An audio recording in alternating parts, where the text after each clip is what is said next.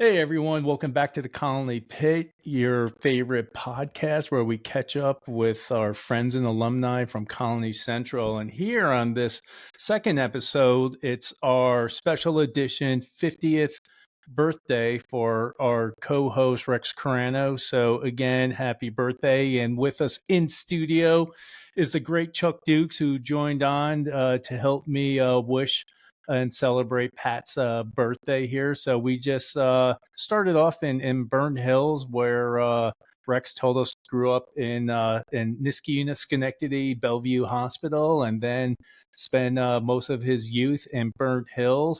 And he was going over his love for hip hop and going through how he got into that. And now we're in our freshman year of high school, which is fascinating because I think for a lot of us, Chuck, you probably remember with us, Rex. I don't know if I told you this, but at Sand Creek and Lyshkill, they actually had an orientation a day for us to go to Colonie to say this is how the high school works. Chuck, I don't know if they did that with you guys, but with us, they sent us there. I'm just like you said, like this place is a maze. It's like a castle coming in, and then your experiences, I'm sure, were the same as Chuck and ours. Like, who are these people? Because we grew up with most of them, but the other half we didn't know. We may have played sports against them, but it was literally mixing the two groups there from both those high schools. And then we always knew the new person that wasn't in either one, and Rex fit in that little category. But now we're here freshman year, and my question is to start off, you're in the last episode you said you didn't really know too many people. You played sports with these folks in there. You knew Chad, who was in his senior year going in. Chuck graduated the year before. Your family was very close with the Duke. So now you're here. And what was one of your goals that year? Actually, try out for the freshman basketball team? Yeah, yeah. Yeah. I had no. Yeah, I knew I was going to make the freshman basketball team. I don't know. I don't know if I really had any goals in ninth grade. Yeah, I was into basketball. That was kind of my thing, and made the team and played and did all that. So yeah, I mean, freshman year was just kind of a whirlwind. It was just a lot of just taking everything in and figuring everything out. But I was enjoying it. I felt like I fit in a little bit better at Colonie than I did at Burnt Hills, and I was enjoying it. But I was meeting a lot of people. I was literally like meeting new people like every day, and it was tough for me to kind of like keep track of who was who and all that kind of stuff. So yeah, so that was ninth grade, and it was just a big adjustment, really. Well, I know earlier you were talking about part of your adjustment was actually meeting my brother, and you felt comfortable and things of that nature. Well, it's kind of funny because I in early episodes, pretty much everyone knows I went to CBA prior to coming to Colonie. But when I went to Colonie, it's kind of funny because your father was like my first guy that I met that helped me like navigate the school. Unfortunately, um, the late Mr. Carrano, he was like my guy. I would cling to him. I used to go into his science room and sit there and talk and and be like I was Mr. Tough Guy, not tough guy, really Mr. Big Shot Guy, because your dad was like that guy. Like he's the guy. He'd come out the room and they say hi and people walk in and kick you out and all that type of stuff. So it's kind of like full circle. Before I even got there, you're hanging out with my brother. Then when I get there, I hang out with your dad, and then really after I leave, then you come through and then you hang out with my brother. With that being said, I know I know your dad had passed away a couple of years now, maybe. Is No, it? it I don't hasn't even been a think year. I don't It was even think it's really been 11 a months year. ago. Yeah, it would have Yeah, been we're a year, coming up which on a year. about a year, God bless him. So I guess my question to you is that um how are you doing with that? How was that when you were transitioning from Burnt Hills to Colonie? Like your dad was there and it was like, how was that? You know what I mean? I know you were meeting all your friends and stuff, but you were there and your dad was already established. It was kind of like, ooh, you know, um, and he wasn't just if these are only my words, then I don't care. But he wasn't just that teacher. He just seemed to be like that teacher. You know what I'm talking about? Like he was just he was that guy. So Yeah. how'd that play with you going to the school? Yeah, it was probably more positive than negative, but there was some challenges with that, no doubt. Like I figured I knew going in my dad was a popular teacher because when I was younger, a big night for us would be like a Friday or Saturday night. We go from Burnt Hills to Colony Center. And, my mom, my dad, and I would walk, do shopping at Colony Center. And we could never go more than like 50 feet without someone coming up to him, talking to him, a student or whatever. So I knew he was popular, but I didn't know to what extent really. And I very quickly realized in my freshman year, like my dad is way more popular than me. Probably going to stay that way my whole 4 years. I kind of figured that out real quick. Mhm. So when you're a teenager, that can be kind of tough, but I think I handled it pretty well. I was always cool with who he was, but I always kind of knew who I was, and I wasn't trying to be him because my personality was much more reserved back then than his. And I think I did a pretty good job of just kind of carving out my own identity. But there were times where it was tough. Sometimes you don't want to ride into school every day with your dad or go home every day with your dad. There's a lot of time there. Sometimes you just want to be separated. It had its advantages too, in certain ways. But I think the hardest thing for me in high school was knowing him as a teacher versus knowing him as a father. Father. That's I want to say it's two different things, but it's different. There was how he treated his students, and like Chuck said, he was kind of the man, and he was the cool guy. But then the standards for me were so much higher, stricter. And sometimes I would be like, well, he's so cool with my friends, but then when it comes to me, he's just on me, like not. Right. And it was just like, one little mistake and he was on me. And that was all, that was tough for me sometimes to kind of rationalize. Like, why can't he just be as cool with me as he is with the other kids? And I get it today, even having my own son, like, like I don't, the things with him, like, yeah, your friends can do whatever they want, but you're going to do this. So Yeah. I kind of get it, but that was challenging sometimes in high school. And sometimes you don't want your dad to be around, but overall, I think, we both handled it pretty well. We tried to stay out of each other's business for the most part. But yeah, there were some challenges. Yeah. Well, for the record, it's one of those things where um you don't see a lot of the good in a lot of things until afterwards.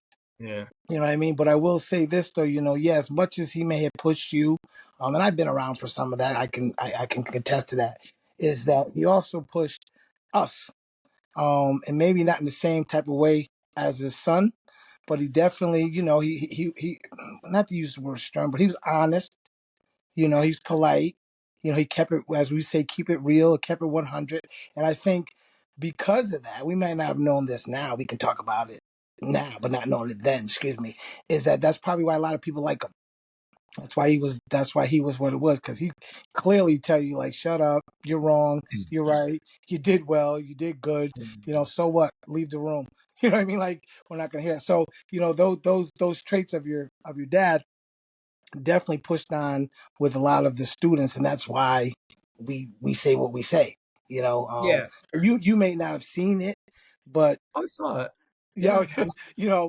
I saw it. Yeah. yeah, And I you was saw in it. the I living see what you're room saying. many times when he would have those discussions with you guys. And Yeah, I think the difference is, though, is you guys got to hear it. And maybe if it was a little tough, yeah, you endured it. You got to go home. go home right now. I was gonna say we can leave. Right, we're out. We're done. See you Yeah. later. Isn't somebody's calling us? Right, exactly. Yeah, I had that 24/7 Right, at a right, right. whole nother level than what you guys might have thought it was tough, but trust me, I had it at a whole Yeah. nother level that no one saw. But I wouldn't trade him in for anything. We had our battles, this and that. My mom is the quiet hero in all of it. She was always kind of more the reserved one, but quite honestly, she was the glue to the family. And if it wasn't for her, my dad and I probably would have been in a silent argument for like 10 years over Yes. nothing. Like we would just sit at the kitchen table and just not talk and just be stubborn and miserable with each other. And my mom would somehow break the ice. So she's really the unsung hero in the whole household. Yeah. Well, the ability of the Carrano household as a whole was really, really, really, really good. Yeah. You know what I mean?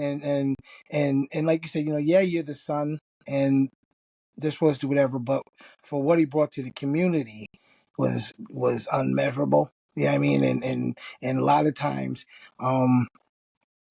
we we take that stuff for granted. You know what I mean? And so forth. But when you come across good people, and when I say good people, it's not just your father. Then he raised a good son, and then he has your mom. God, and then now you have your son. That's there's a reason why you are where you are. It's a reason why you're at 50th now, and being able to explain it. You know what I mean? So, Yeah. yeah, go No, go go, he Mr. was a C. good dude. Go, Mr. C. Huh? Yeah, he was a good dude. Yeah, go, He Mr. went C. way beyond the teacher role, and Absolutely, he absolutely. had a lot of I don't know if you want to call it juice or street cred or whatever, No but respect. Yeah, it is. yeah, Juice, respect. street It cred, is. how you want to call it. Yeah, yeah. Respect. You will not. So Yeah, a lot of people looking out for Mr. C. Like you want yeah, to fuck with Mr. C, you fuck with us. But Mr. C was Mr. C. Like we're not playing around with that, and yeah, you know that's good. I mean, that's good.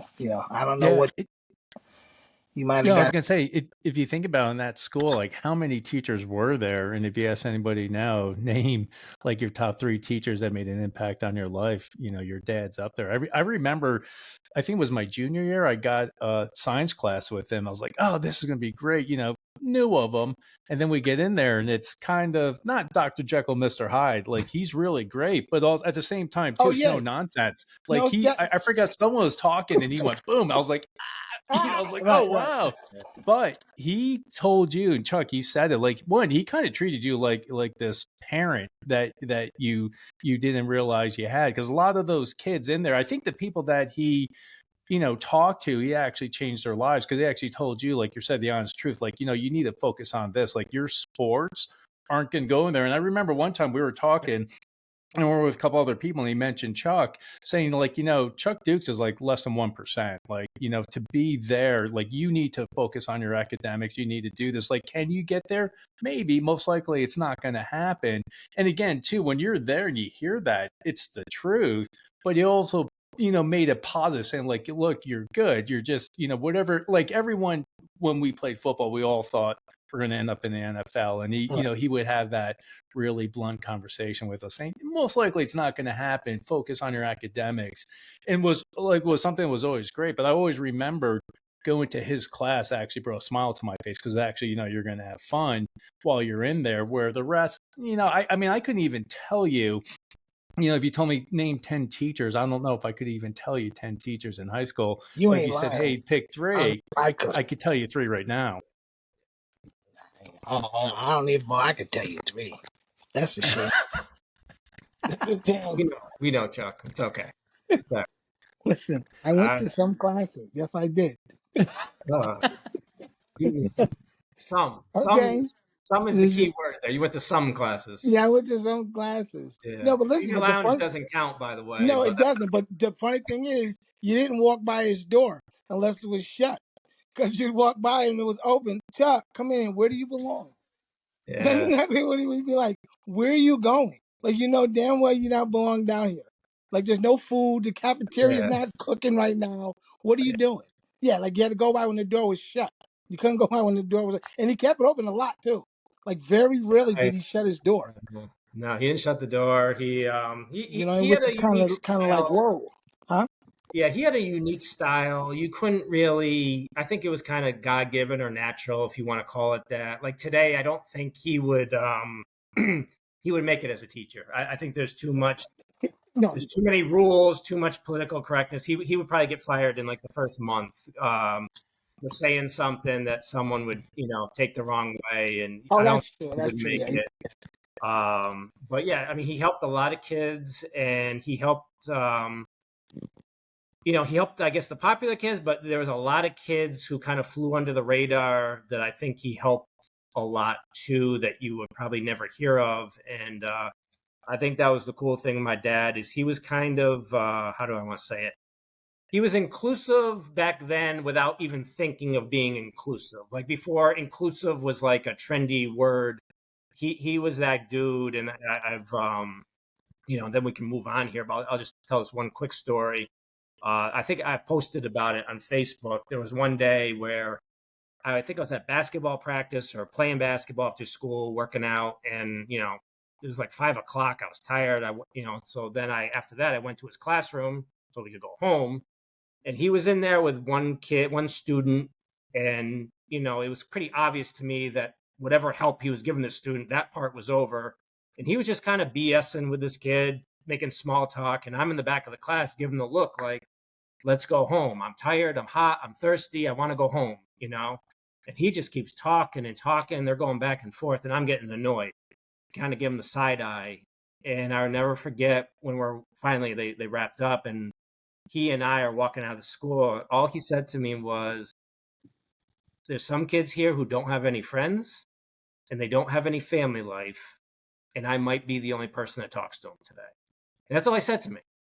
And I'll never forget that. And that just kind of who my dad was. And I try to do a little bit of that in my own daily life. I'm nowhere near as good as he is, but if I'm in the checkout line at the supermarket, I'll tell the cashier, you did a good job today, or something like that. But he was really good at acknowledging people who maybe didn't have anyone else to acknowledge. So anyway, with that, we can move on here.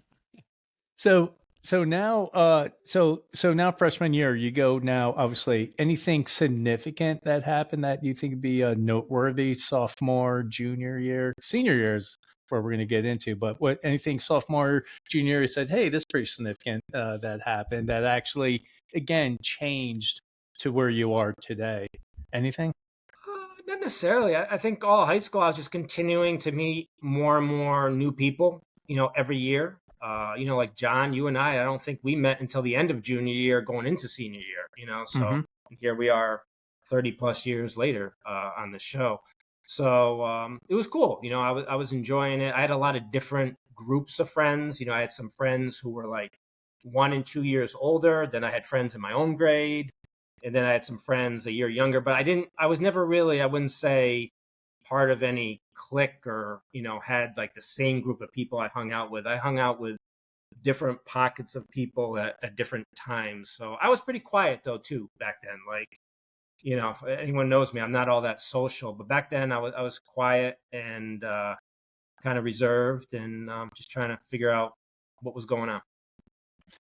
You said that, and I don't know if people know this. When we were coming up with the idea of the Colonie Pit, we were actually looking in our yearbooks, and I think that senior year, there must have been like 50 people that are in our class that I never even knew were in our class, which is kind of odd that were there. And you're like, who are these people? And they were, in the school. And I think that's something too, like when we came to this idea, like, hey, we should reach out and see what, these people are up to. It's like, I didn't even know that they were classmates of ours that graduated with us. And that's how big that school is. So when you say all this stuff, you constantly kept meeting people. I mean, that place was massive. And I think it kept growing, get bigger.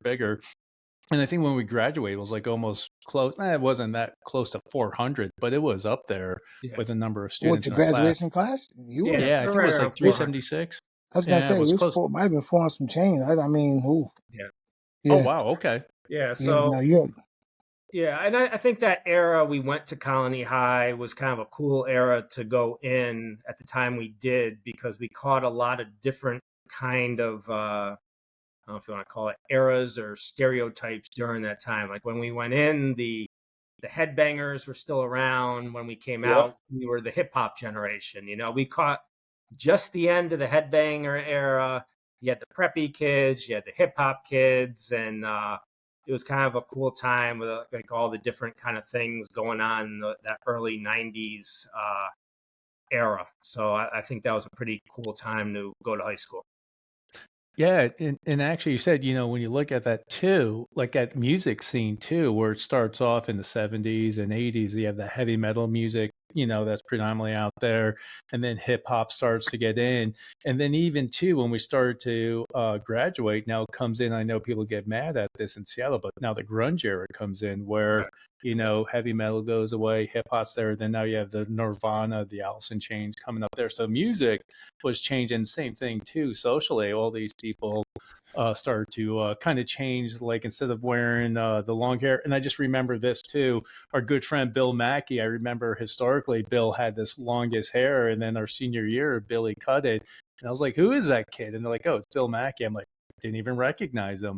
But Oh, you just see those changes. So now Rex, you're in your senior. real quick, were you Rexter? Were you the shell toe? Were you shell toe? No, I didn't wear shell toes back then. I was Adidas even back then, though, for the most part. Right, you suede. No, I just had Adidas. No, Oh I just no, had Adidas running I didn't. That's sneakers. why I didn't know if you were, because No. I know that the shell toe was there, not too many. The suede Adidas was like, not actually. There was more shell toe than suede Adidas. So there wasn't even too much of that. Yeah, no, Suede Pumas. yeah, no. The one classic Adidas I did have back then in high school is I had the white and green Adidas Stan Smiths. Do you remember Oh those yeah, tennis yes, sneakers? Yeah, That I was the had. preppy side of you. That Yeah, that that was the that preppy side. Yeah, that was that the wasn't my preppy side. gangster That side. that wasn't the hip hop side. That No, was no, no, no. preppy side. Let me talk to Samantha in the lunchroom. That's when you wore them. Yeah, right. Yeah. That's Um, what that was. Yeah, yeah, that's the day you woke up and you're like, Dad, today I am Patrick. That's what you said.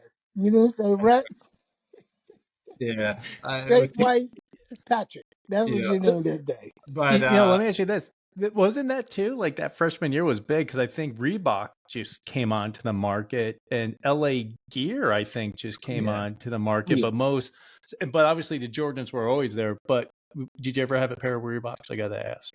I think I had one pair of Reebok basketball sneakers in high school, one, but I was primarily, I mean, I did wear Nikes back then just because a lot of the sneakers were Nike. I was, everyone who knows me knows I'm not a Nike fan. I don't like, Yeah. I don't know if I've had a pair of Nikes in the last 25 years. I Oh am wow. three stripes to the max. I've gotten in a little bit into Puma lately because my son likes Pumas. But back then, I was Nike by default, but really I liked Adidas. I had a pair of cranberry Adidas basketball shoes that were hot back in 10th grade. Oh, I remember those. Yeah, they were No, hot. but it was the Adidas. No, what do they call them? You had the strap on the top. Now these didn't have a strap, No but strap on. Oh, okay. no. But I had Adidas, but I was a big sneaker guy back then, as many of us were. So I would rock Adidas or K Swiss. K I Swiss. liked my K Swiss, Ooh. which was a good chilling sneaker. Yes, But it was very good chilling. Yeah, yeah, yeah, you were cool if you wore K Swiss, or at least I thought I was. I don't know yeah. if I, All white, but white yeah, on white. I had my Yeah, K all white Swiss. K Swiss. But yeah, I was a big sneaker guy back then. Not to the extent of some people. Not to like the extent of my man Derek Cummings, who he was the sneaker guy, like Oh yeah, literally. he was a sneaker guy. Yeah, But DC. We I vouch had a for. lot of them. I had a good amount of sneakers, and as did many of us. So your sneakers were kind of like the thing back then. That was like your status. That's I've stylish. never owned a pair of Air Jordans in my life, ever. Wow. No, I refuse to buy them. Wow. I've never owned a pair of Jordans. So there you go. Just on the side note, when Chuck mentioned going to school or going to Herman's to buy sneakers, whenever you say Derek Cummins, I think Herman's right off the bat. Right. He was a Like there could be a longtime picture of him employee. there. That's all we're going to say about DC at Herman's. DC. Shout out to We DC on love the West that. Yeah, Coast. We're DC not was going a to sneaker. God talk bless him. anything more about Herman's than that. God I bless him. got your back. Yeah. So your senior year, now you're getting done. What was your college choices like? Did you have like a bunch of places you wanted to go? Did your parents wanted you to stay nearby, or how did that go? I was definitely going away. There was no question about that. I'm not sure. I just had in my head I wanted to go away. I didn't even know what that really meant, to be honest with you. Like, I probably would have been fine just going to Siena, and I never even thought about going to Siena. So colleges, there was a lot of like small schools.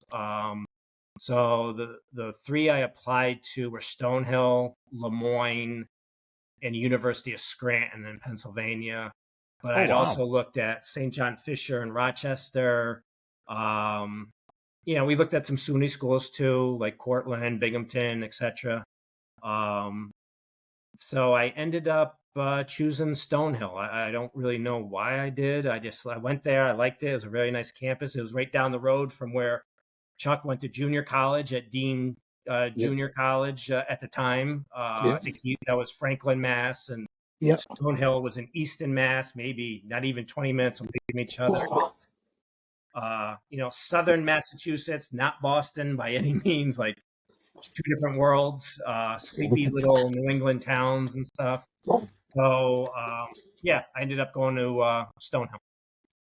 Nice. So when you went to Stonehill, I mean, what were you thinking about doing?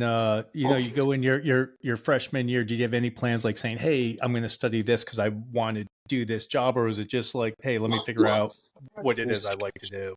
Yeah, I went into with a major of healthcare administration, and that's what I finished with. Oh, okay. Surprisingly, and I mean, it was the first time in my life I wasn't playing hoop. I didn't play hoop for the school, so that was a whole new experience for me. I had a lot more time on my hands, and my first year at Stonehill was, academically I did fine. Socially struggled a little bit adjusting. I thought about transferring actually at one point, but I stuck it out, and then things got better after my freshman year. Met some new people and stuff like that. But Stonehill was cool, and Were you an intramural champion over there at Stonehill? I had a few Yeah, intramural. I mean, Yeah, I was I an might have seen intramural that on the legend, I guess billboard you or could something. say. I was Yeah, laying yeah. on some billboard. Wasn't that on the billboard? The It might big have been on a billboard. billboard. I don't know. Yeah, I doubt it. yeah. But yeah. So I was still playing hoop a lot. I was working out a lot. I was getting bigger. It was the first time in my life my body finally kind of slowed down, so I could actually build up some muscle on my 150-pound frame. But I was playing a lot of hoop, like Chuck said, intramurals, and having a lot of fun Intramural doing it. champion. Yeah, champion, like 2 or 3-time champion. I don't Oh, remember. excuse I might me. be in the rafters somewhere. Maybe. But and I would play pickup in the off season with the team, and who was Division II. I was able to hang with them, but was I as good as them? No, they were physically bigger, stronger. Could I have been on the team? Yeah, maybe, but would I have played much? Maybe my senior year a little bit, but I think Division III would have been a good route for me to play, because sometimes the Stonehill guys, the players, they would bring in their friends from other schools who were D3, and I would play against them, and I was like, oh, I could definitely hang with the D3. The D2, I was kind of just trying to stay with them. D3, I would have been good, but I Right. didn't, and that was it. Did you ever think about trying out? I did. I during did your think about time? trying out. It just, I don't know. I just didn't want to. I didn't want to do the walk-on life. That's a tough life, being a walk-on, when you're going to practice every day, getting up at 5 in the morning for a 6 a.m. practice, and traveling on the little vans and stuff. And it just wasn't the Healing. walk-on thing. Honestly, maybe my ego was a little too big. I didn't want to sit the bench. I never really sat the bench much, and I didn't want to do it. So I think if I had played D3, I would have got some time in some form or the other, but it didn't happen that way. And, it is the way I look at it is, when you come out of college, unless you're going pro, which literally like very few Mhm. do, you all end up playing against each other anyway, right? In a men's league, or that Wednesday night at a YMCA. So everyone kind of ends up back in the same spot, So, and I kept playing right after college in different men's leagues, or going to whatever park with Chuck or whatever gym, and we just kept playing and playing. So now you're in college, and you brought up being a DJ. How did that come about? Yeah, I wasn't really a DJ. I had a turntable, I had a bunch of Oh, records, I had a mixer. Me and a few of my friends at Stonehill liked hip hop, but I wouldn't really say I was a DJ per se. I did a few parties here or there, but I Oh, was not a legit DJ. I did get Did into you the have a beatbox. crate of records? Did you have a crate of records? Oh, It's I had a crate of simple. records. Yeah. Yeah, that's a DJ. That's you Yeah. have a crate of records. If you had a crate of records, Yeah. you were come on, Yeah. stop. I was probably the only person on campus who literally had a crate of records. A crate of Yes. records, I yeah. had all my old school hip hop records. In college, like when I would come home, I would go to the Music Shack in Albany on Central Oh Ave, yeah, where the they had Music like, Shack, yep. that was like a legit record store, and they would have like a lot of hip hop records, and I would bring them back to Stonehill and stuff like that. So yeah, I So would be venturing down to the Music Shack to pick up records, because records, once I got into college, records kind of became obsolete. You Obsolete. weren't Yeah, yeah, selling yeah. records in the mall anymore. Like you couldn't Yeah. get them. There was no Right. The internet. You couldn't order them. CDs started popping out and Yeah, shit. see, everything in college became CDs. CD, So, yeah, records were tough to get. So, yeah, and I had my big headphones and I had the microphone, so I thought I was cool. But no, I wasn't a legit DJ, but I was still doing the beatboxing a little bit. We had some kids who thought, who actually weren't bad rappers. I would beatbox for them every now and then. So, yeah. So I got an idea, and Chuck, I want you to be the judge. I want to bring on Jason Panucci versus Rex Carrano DJ and see who win this battle right He now. blew me I'm gonna away. put my money on Rex. I'm not gonna lie, Chuck. I'm gonna put my money on Rex. No, Mr. JP would blow me away. He's still my favorite DJ. I think I still have his one of his mixtapes. Stop. Yeah. Really? Him and DJ Young Wise. Yeah. Oh, I just seen Wise this past weekend. Yeah, yeah. I had his mixtapes, and yeah, I was a big mixtape guy. I would buy any mixtape I could get my hands on. I loved mixtapes. I wasn't really into buying like pure albums. I like DJ mixtapes. I still like them. I listen to the satellite radio, whatever it is, Rock the Bells mixtape station, which is different than the regular Rock the Bells station. There's a mixtape station, and that's what I still listen to. Yeah, my music tastes haven't changed too much. Wow. So now you graduate from Stonehill, and what, like I said, before you graduate, did you already have a job lined up, or were you just like trying to figure out like what's next? No, I didn't have a job when I graduated. I applied, but I didn't get any of them. So I didn't get my first job my first real job until I think the following October after I graduated. I got a job basically literally like 1 mile from Stonehill. So I ended up moving back there to Brockton, Mass, which is like the city right next to Stonehill, which there's Easton where Stonehill is, then there's Brockton. And as Chuck knows, Brockton is a lot different than Easton. Brockton's rough, rugged, and raw. I know Chuck had some old teammates from Brockton. I think Rocky Marciano and Marvin Heck are from Brockton. They all came from Brockton. Absolutely, yep. Yeah, Brockton is as blue collar, tough as nails as you get. So I got a job in a laboratory there as a management trainee. Like I was supposed to go through some management training program. It turned out to be a bunch of garbage. There was no program. I was miserable. So long story short, I was only living out there for maybe 9 months. And I ended up moving back home to Colonie. And then I got a job with Blue Shield of Northeastern New York on Wolf Road, and ended up spending 13 years with that company. And that company is the one who actually transferred me out here to Buffalo. So I worked for that company from 98 to 2007 in Albany. And then in 2007, they transferred me out here to Buffalo. And that's how I ended up getting to Buffalo. Wow. So let me ask you this, guy. I'm always curious. What was your experience coming back to New York? I imagine you probably were, commuting back and forth from Stonehill and everything else, but now you're living in Colonie, working there. What was that like? Oh, it was cool. I was fine. Like my first couple of years, I lived in my parents' house, so I was just banking the money, living on, not really having rent or anything like that. And then eventually I moved out and I lived in the towers of Colonie, the big apartment buildings right next to the high school. Oh yeah, no. Yeah, so and no curfew. Yeah, no Come and go when he wanted to. Yeah. Living the wild life, I'll tell you. I was a half-mile radius. Like I would, I had everything I needed on Wolf Road as a 25, 26-year-old kid. I had my job there. I had Hannaford there. The bank was there. My dry cleaner was there. I would go weeks without ever leaving Sand Creek and Wolf Road. I had no reason to. I was happy as can be. I had the food court right next to me at Colony Center. So, Well, you talk about Hannah for like how many times did you cook? Did you ever cook? What did you? sometimes Better yet, John. What did you go to Hannaford for? That's I what I get want to know. If you I didn't get cook, my milk, my chips, my cookies. No, was I cooking a lot? No, no. but you know, my whole life was on Wolf Road. I like didn't leave. Like I would go weeks without having to fill up my gas tank.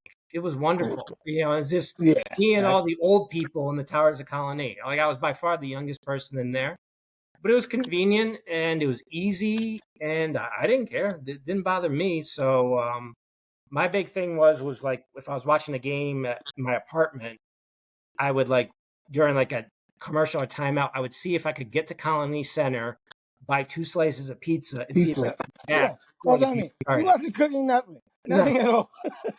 I probably ate about 1.1 million slices of pizza from the Colony Center food court during those years I lived in the. I was there all the time, just getting slices of pizza. That's pretty much what my body lived on during those years. But And then what I was would that go at down to my Sabaro? friend's house, right down the street, and I get food there too. So that's how I survived. So then you head back to, or actually head out west to Buffalo. Was that something you wanted to do, look forward to do, or were you kind of like forced to do? A little bit of everything. The company was going through a big reorganization at that point. Basically, not everyone, but a lot of us had to reapply for different jobs. And the job I wanted was going to be in Buffalo. So I had no, and then if I didn't get that job, I'm not sure I would have had a job. So yeah, that was Buffalo. That's how I kind of got to Buffalo. And yeah, so I wouldn't really say it was forced. I would have done it again, I think. So yeah, and I've been here ever since. And what? So you've been in Buffalo now, what, 14 years, 15 years? No, 15, roughly 18. I moved in Oh, 2007. oh, okay. I'm sorry. Are you Oh, serious? That's Yeah. ridiculous. Yeah, I moved in 2007, and yeah, been here ever since. That's crazy. so what would be the difference in your mind from where you're at now in Colony? What's a significant difference? Any difference, or kind of the same? Not Or really. I mean, Buffalo and Albany aren't all that much different. Buffalo's a little bit bigger, but doesn't feel that much bigger to me. Um, the weather, everyone makes a big deal about the weather. Yeah, we get more snow, but it's not like Albany's a tropical paradise in the winter. It's not like I moved here from San Diego or something. I would say the big difference in the weather is the wind. It's way windier here. It's really windy. It's just always windy here. oh wow, But I think all of upstate New York, for the most part, is pretty similar. Buffalo, Rochester, Syracuse, Albany. I think they're all kind of similar, to be honest with you. now. Oh, So now you're in Buffalo, and the big guy Carson comes into the picture. What? Let's dig into that. Yeah. how did that come about? What did you do to get Carson? That's probably for a different podcast, John. How how, Yeah, how was Carson created? yeah. That's what we. That, That's like were you like playing ball one day and then you were just like, hey, yeah, come here, kid. yeah. You're No, my kid. yeah. Carson's 14 now. He's Oh Yeah. wow, yeah, he's 14. He's finishing up 8th grade right now, going to high school next year, and yeah, I mean that's my guy. It's my only child, and he's a lot different than That's me. crazy too. 9th grade, Rex? What Yeah. the? Yeah, he's a lot different than me. I mean, we're somewhat similar in terms of the sarcasm and stuff, but he's much more outgoing than me. As my mom says, Carson will talk more in a week than I did in a year at that age, and it's true. He doesn't stop talking. He's a pretty well-rounded kid. He's much more well-rounded than me. He's got a lot of different interests. He likes hoop, but he's got other stuff going on. He's like a little entrepreneur. He's really into capitalism and making money. buying and selling and collecting his cards and flipping them. So he's a pretty cool kid, and has handled a lot of situations very well, I think. And I'm excited to see what the future holds for him, and we'll see. So yeah. Are we now? Are we? Oh, I know we know him by Carson. Who's Swaggy P? Oh, Swaggy P, that was like kind of like his little hip hop name when we were doing the hip hop videos. We had Swaggy P, or Swaggy C, excuse me, Swaggy C. Swaggy C. Yeah. Okay, And okay, then we had okay. Milky C and a few other names. He's got a lot of nicknames, but we got Carson, Milky C, Swaggy C. His Instagram, I think, is Car Cards with a Z on the end. Oh, okay. Yeah, so he's got a lot of different identities. So, but yeah, he's a good kid, and keeps me on my toes. Gotcha. Yeah, and actually, speaking about entrepreneur, you have like a little side business going. I know where you wrote a book about that. So what can you let everyone know what's going on with that other side to you? Because I know you branched off into, I believe it's like marketing, Yeah. branding, but Yeah, I did a little bit of that on the side. I don't really do too much of it anymore. I wrote an ebook on content management and helping people create their own content. That was Okay, during yeah. the pandemic. Didn't really take off, to be perfectly honest with you. And quite honestly, it's not really needed today because that was before AI and Chat GPT exploded. So kind of getting into that now and understanding how to use that better. So yeah. yeah. I was the proofreader. I was the proofreader. Yeah. Sure. Yeah, Yeah. Yeah. You weren't. Yeah, I don't think you made the cut for that I job, did make the cut. Chuck. I did not make the cut for that. I No, was hoping I no, get that. That was not my strong suit. Was no. spell There's some check. things you'd be my number one pick for, but proofreading would not be one. Not be one So of them. so now you're gonna be turning 50. Yeah. What are your feelings about that? Because I, like you said too, looking at you graduated high school when you were what, 17? Or Probably I was 17 yeah. when I graduated high school. Yeah. So I think that's so. 33 years ago, and here you are today. I mean, what's going through your mind? I don't know. I think there's more to come. I think there's different stuff I still want to accomplish. I'm not where I thought I would be in some ways. I don't mean that necessarily in a bad or a good way. It just life takes different twists and turns, and been through my share of ups and downs along the way, just like everyone else. But I have a bunch of things I want to try to accomplish, both personally and professionally, and uh, you know, I don't know, 50. I don't know. I'm not as blown away by it as some other people get demoralized by it, but it's another year, it's another new decade, and we'll see where it takes me. I try not to get too. One of the things I try to work on lately is just trying not to get too far ahead of myself. Mm-hmm.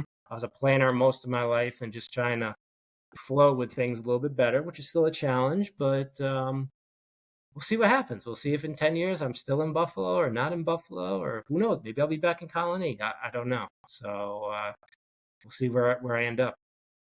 Nice. Yeah, Well, I'm Jet 60, Rex. Yeah, I mean, I'll be at 60 in 10 years. That's crazy. That's all. Yeah, that's a big number to me. 60 sounds like that's old, It but does. It definitely sounds old. But there's a lot of I don't know. There's a lot of young men and young ladies that are reaching 50, almost 60. Unfortunately, I hate to say it, but it is what it is. They're These are people we know that are passing away. These people that we know are getting sick. It's not like your father's friends or your mother's friends. yeah. It's like we know these people. We know what's going on.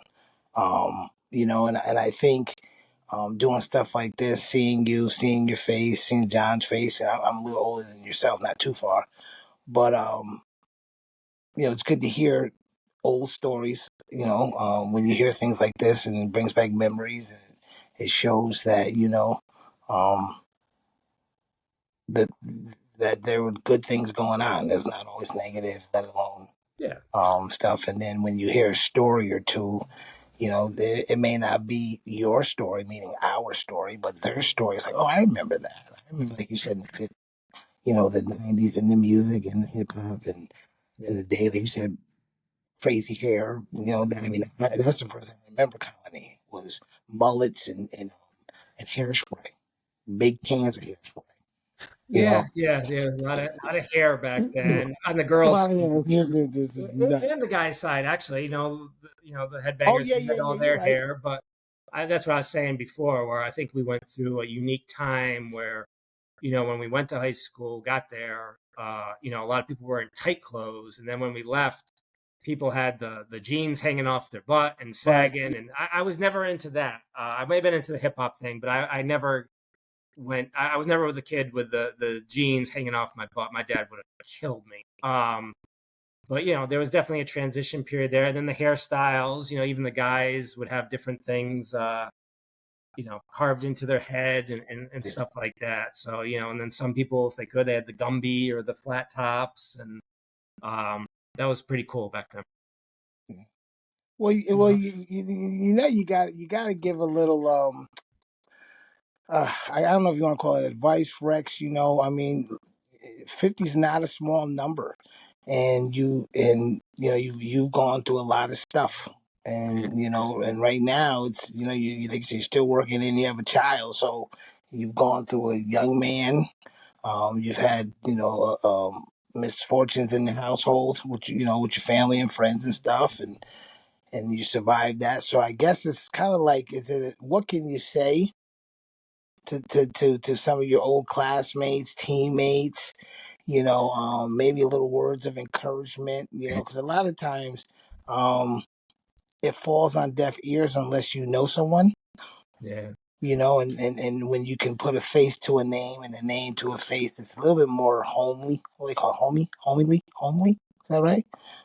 So, you got to say something to some of your peoples that are out there, Okay. how, how, Yeah. how, This when it's not scripted because I wasn't expecting this, but yeah. no, it's not, definitely not scripted, but No. What would I say to people I went to high school? Um, I would say something, with my dad passing away about a year ago, you know, the piece I can have with that is I said everything I wanted to say to him. So I would say if there's someone in your life that's important to you, um, say what you want to say because I got no regrets about that. And even if it's the bad and the good, get it all out. Because once they're gone, you can't get it. You can't say it. I would say try to make, if possible, make peace with anyone you got some beefs with, if possible, or at least make an attempt to. I would say if there's let people flow in and out of your life. I've been trying to kind of get better at that the last few years. Let people do what they want to do so you can see what they'd rather do, and then just let the cards be, let them flow where they may, and don't take this life thing too seriously, which is tough for me because I definitely take things too seriously, and let my mind kind of like harp on things. So those would be my life advice if you want to say it. are you Yeah. are you open to have different conversations with, I guess I would say, we'll just leave it at Colony, Colony alumni, teammates, just someone that may hear this. Is it something that and I'm not saying that on a counseling type of note, but sometimes, people need someone to reach out to. I mean, losing someone close is not a big thing. It is a big thing.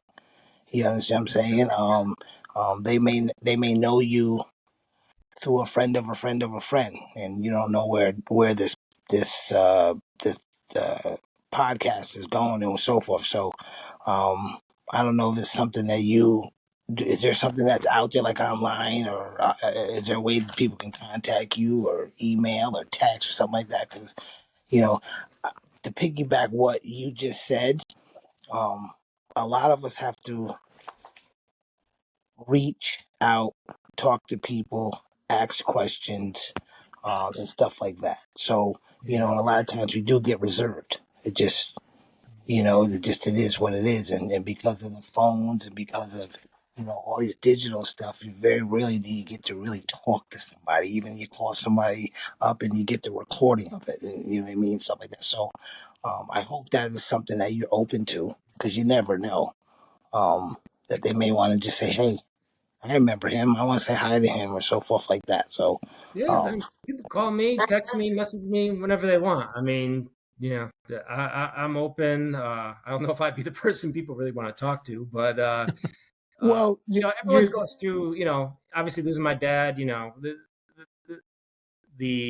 how do I want to say this? The stability I have in that is he lived 78 years. That's a good run. I feel privileged that he had the opportunity to have a relationship with my son. Um, and I I'm okay with it. Obviously it's tough, but if someone really is struggling, they should probably seek a professional to talk to. But I'm also very fortunate to have my mom. And still around, and her and I are tight, and she's got a great relationship with my son. And like I said, she was the unsung hero of the whole family. She right. doesn't give enough credit, and very kind woman, very nice woman, but she can go gangster on you real quick if you push her. And the Yeah. Mount Pleasant Schenectady comes out every now and No, then no. if you Gotcha. cross Yeah. her. But you rarely see that, and as Chuck and John know, like people could come to my house back in the day, and my mom was Oh cool my to God. everybody. Yeah. So Yeah. yeah, And I guess what I was looking at, Rex, was like I'll just call it the Pitt family right now, because essentially, within the Pitt family. Because listen, Colony's unique. You've been around, you've seen the Bostonians, you've been in Brookline. You've seen that. So same thing with John or Temple, down Philly. So we have our own little. I say our own little swag to ourselves here, and a lot of times what happens is you're born and raised a colony and you stay here. Hmm? Really, I'm still here, and you happen to move on. So, the reason why I was just saying that, and I close it after this, and sometimes we just feel comfortable talking to people where they came from. You know what I mean? So oh yeah, it may be more than just a situation or two.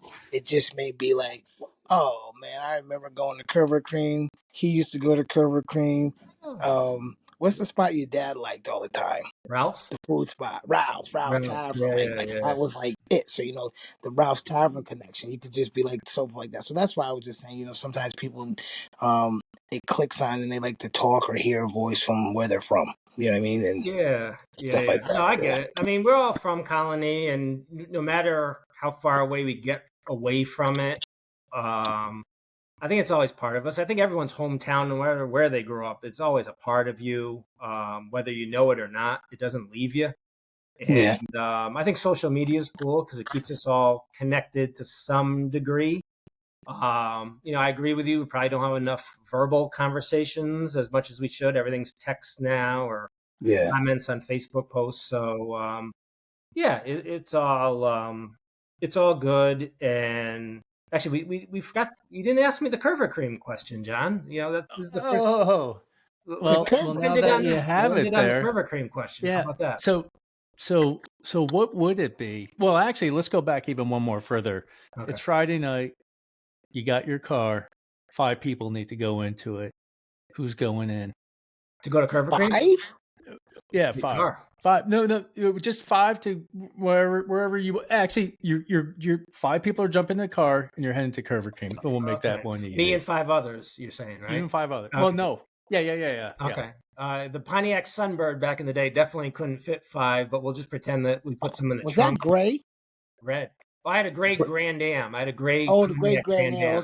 Am. That was Okay. later, but my first car, my mom's red Pontiac Sunbird with the spoiler on the back, and I thought I was the man. Yeah. With the tape deck in it, by the way. Nice. All right. I'll just stick to like my high school years because Yeah. people that I actually went to high school with. I would probably, and the funny thing is I probably never hung out with any of these 5 people all at the same time. It was different relationships. So John would have been in it. John gets that call. Stop the bullshit. Go ahead. Anyways. Eric Brown. Yeah, Who? Which one? Brownie? Eric Brown. Eric Brown. Okay. Yeah. Matt Rabbitt. Okay. Like this? I'm trying to think guys I hung out with a lot. Todd Hesner. He was 2 years older than me, but him, Matt, and I were all. I'll throw DC. Yeah, DC gets the nod on the 5th. DC gets the nod? Yeah, DC gets in on the 5th. That's in no particular order, by the way. But if I thought about the people that I probably hung out with the most, I could easily give you another 5, but I would go with that 5. Yeah. Chuck, someone's getting arrested that night. I'll tell you that right now. Someone's getting arrested in that car. Why are y'all right getting now. arrested? You got Rex, you, Rabbit, DC, Hesner. and Hesner. No one's getting arrested. No. Who's the gangster? No. Rabbit? Like Rabbit's the gangster in there? Like he's what he So now you're heading to Kurver. You don't want to get him mad, man. He's got a temper when he wants it. Yeah. God forbid. That's my guy. That's my guy. So now you're at Kurver. What are you getting? Oh, you getting the single, the twist? No, I'd be getting like some kind of what do they call those? Like when you blend it all together. The flurries, like, the flurries. Flurry. Yeah. I would get a strawberry crunch like flurry with vanilla ice cream. Yeah, like the strawberry crunch pieces, like the Blizzard type thing. Mm-hmm. That's what I would be getting. I'm a big strawberry guy. So yeah. That's like a birthday cake. Remember those ice cream birthday cakes back then they had? That was to die for. All right. Well, it's been a good journey. I said before we sign off, I said, Chuck, I want to thank you for joining us. And before we go, Chuck, what's going on with you? Anything new that our friends out there in the Colonie Pit land love to know? Yeah. Chuck is getting inducted to the Hall of Fame. Nice. Congratulations. Yep. I'm getting inducted to the Hall of Fame with my brother. We're going in at the same time. Oh, nice. I had the strong arm Colony High to get it done, but we got it done. Long overdue. I'll just say that it's a legit Hall of Fame now. I won't give my commentary on that, but at that coming up in it's the first week. I think it's the last week in August. It's the first home game. First home game. I'm lying. Oh wow. Second week in September. It's the first home game at Colony. Oh, okay. Yeah, so myself and my brother, we got in. We got in this year. And Colony's got turf. I don't know if you know. They went and they redid that beautiful field. Beautiful field. They got turf. They got a new press box. They got a new lunch. Like they redid the whole thing over there. Oh wow. At Colony. So I happened to look at that. Still working. I work in the Albany School District and still doing a lot of training, a lot of personal training and stuff. So I kind of get a chance to stay in contact with the local athletes by some of the kids that I train. So, I can go catch their game here, game there. I can make it so when they play Colony, I see them and so forth like that. So that's what we're up to right now around here. Awesome, man. Well, trying to lose weight. John, before we sign off, I just want to congratulate John on winning dozens and dozens of awards as an independent filmmaker. I think that's for another show. Under the radar, but he's winning international awards for the Days of Night. This is Jonathan Martinez. Yeah, the guy. And I think we could say this one for another podcast, but okay. One, thank you for that on there. But something too, I just have a crazy idea, not to divert, but it'd be a really good podcast is actually talk to the Dukes brothers after their induction into the Hall of Fame, because one, to get into there, you have to be a stellar individual, a human being to get in there first and foremost. To be brothers going in at the same time, I think that's probably a feat that we'll never get, Matt or meet before. But that's pretty incredible just to think about it. Two brothers, same high school, both getting inducted to the Hall of Fame. That's pretty incredible, Chuck. Congratulations for that. And again, too, what I think, Pat, would even make this better is we actually did a podcast in the Colonie Pit. That would really set this off. That would be ideal. And I wonder, since Chuck can strong arm the South, tell me what I gotta do to get it done. We want to do an episode of the Colonie Pit in the Colonie Pit. But why can't we do it the night of the induction? We can? I don't know. Well, I have to think about that. When is that induction? I think it's like the 13th. It's like the second week of September or something. Oh, in September? Yeah, well, yeah, because it's during football season. It's like, okay, so what happens is, I guess the ceremony is like earlier that day. Like, I think like 5 o'clock or something like that. And then the football game, you got, is at 7:30, and then they introduce you at halftime, something of that nature. Oh, nice. Well, I don't know. We might have to do it a little later. I might be having ankle surgery soon, so I don't know if I'm going to be going anywhere, especially not Colonie. So we might have it the same day. I have shoulder surgery scheduled for July 16th. So yeah, no, not that soon. It'll be, I don't know. It won't be in July, but I have to think about that. But John, I do like the idea of someday doing a live episode of the Colonie Pit. Maybe we can get an audience and fill up the pit. I think that would be awesome. And we'll do like an alumni thing at the Colonie Pit. But Chuck, you're going to need to negotiate. Chuck's our first guest right there. We're in the pit. Chuck Dukes is back on with us to kick this off. We can actually. I want to tell you right now, athletically, I mean, since we're all ex-athletes, like Colonie right now is doing very, very well athletically. Like the baseball team just won the sectionals. They got this kid over there that's going to be in the Olympics. I'm saying it already. He's a high jumper, like ridiculous. Like I'm serious, like he's number like 3 in the nation right now. Oh wow! I saw that. Yeah. The softball team has done well. Like they're doing pretty good. You know what I mean? Now, unfortunately, we maybe need to step outside the sports arena and obviously get some of the other, students and faculty involved. But, just on that note, it's like, ooh. So meaning, you could bring that to the table if you do it at the pit. That'd be awesome. Well, we're gonna reopen the pit. We're gonna reawaken the pit. Reopen the pit. Yeah. The return of the pit. Oh man! No, listen. What would be kind of cool too, though, is have like sometime I say basketball back in the pit. Like, what that'd be like in the pit. Like that's old school. Yeah, I think they should have one home game per season in the pit. Bring in the portable bleachers, because I don't think the bleachers are there anymore. Maybe they are. I don't know. But I've always said that they should have one home game a year in the pit. It'd be bananas. Yeah. So if anyone from the school is listening to that, I think you should do that. I think it'd be cool. So do we have to get the what's name backboards too? The what are those backboards? The half moon? Yeah. You gotta get them up. No doubt. The session stand was outside in the hallway, or halfway in the hallway, halfway in the cafeteria over there, whatever it is. The main caf, yeah. The main caf, yeah. I can see that. See that. Yeah, and the hot locker room. That shit was hot as hell. Yeah, it stunk too. The worst smelling room on the planet. And the funny thing is, like, I never.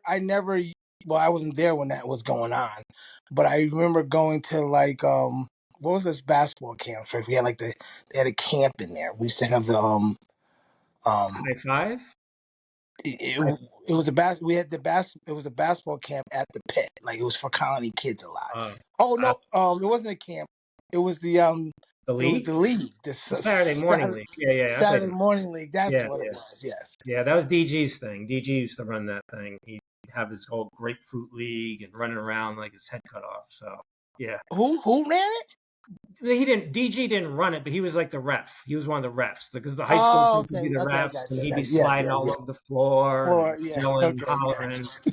Yeah. So, all right, let's wrap this up then, John. Well, again, too, Rex, happy birthday to you. 50 has come quickly, and I'm sure the next 50 will come even quicker. But again, thanks for all those listening in. Again, thank you, Chuck Dukes, for joining us. Appreciate it.